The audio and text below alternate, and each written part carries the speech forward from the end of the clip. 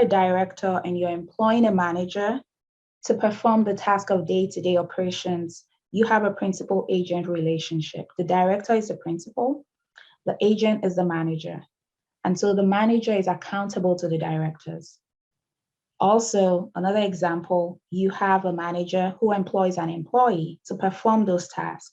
The agent is accountable to the principal again. So the employee reports to the manager. Same thing here, you have a shareholder, you buy shares in a company. You will employ, or they would use the money to get auditors, people that would check the books to be sure they're correct. And those auditors will be agents to perform the task of independent financial review.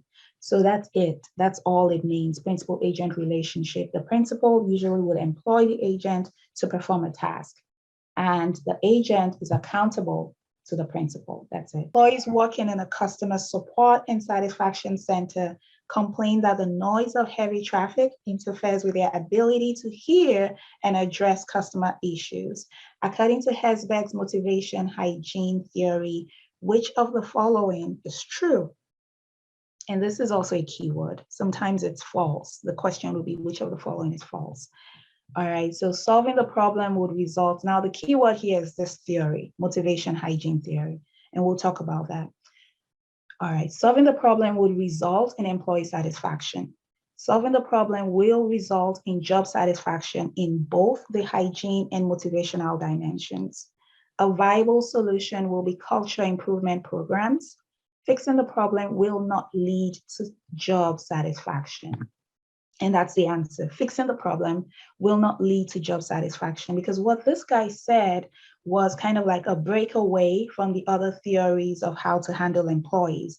He was like, there are two main factors that have to do with employees. One is the hygiene factor, and this has to do with the basic things you provide to employees. It doesn't mean that it's going to make them experience job satisfaction. It just means that they will not be dissatisfied.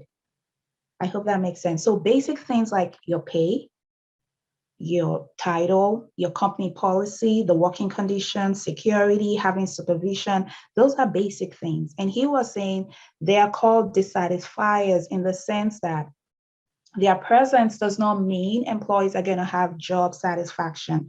It just means that their absence will create dissatisfaction. But even though you have all of those things, it doesn't mean the employees are satisfied. But he talked about another factor called motivators. And with this has to do with achievement, recognition, work, responsibility, the opportunities for growth. And he said that if you focus on these motivators, then you would be able to create job satisfaction. And so it's important to know that this issue this employees have, the noise from the traffic, that's a basic thing. It's more of like a hygiene factor whereby they are safe, they are secure, the working conditions are good. So that's more of a hygiene factor. So even though you fix that problem, it doesn't mean that you've created motivators to where they will then experience job satisfaction, because motivators are a totally different thing. And I think I have another question on this, so it will probably make more sense as we go. So the fact that you provide the hygiene factors or you remove things that hinder the hygiene factors does not mean that the employees would have job satisfaction. It's only when you begin to create and include motivators, that's when the employees begin to experience job satisfaction. So in that area is a word that you can still use, but once it's saying different countries in that area, that's the right answer. And then you look at B. B says expert traits that fill all the key management roles in the organization. Because of that word expert traits means many times you're bringing someone from another country into another country.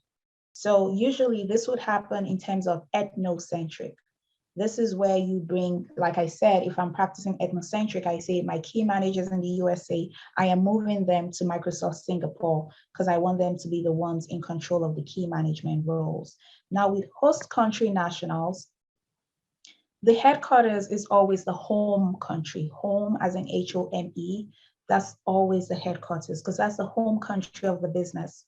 For example, Microsoft, it's the United States.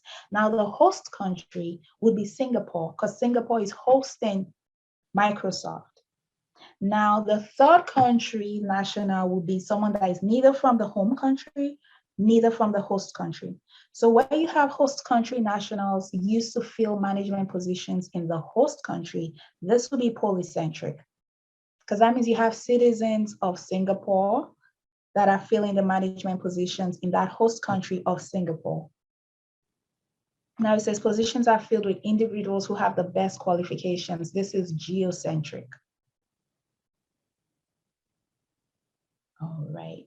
Okay, and this just gives an example. I just wanted to give a scenario here. So if I'm the CEO of a global organization with headquarters in the USA, and I have subsidiaries or I have branches in China, in Ghana, in Singapore, if I decide to staff the key roles in those subsidiaries with officials from the headquarters, that's the USA, then my organization is ethnocentric. If I decide that each subsidiary can staff their branches from their own locality, then my organization is polycentric. If I decide to staff my organization from the region within which we operate, North America, the European Union, then we are regiocentric. If I decide that regardless of where the staff is from, I just want the best person for the job, then my organization is geocentric.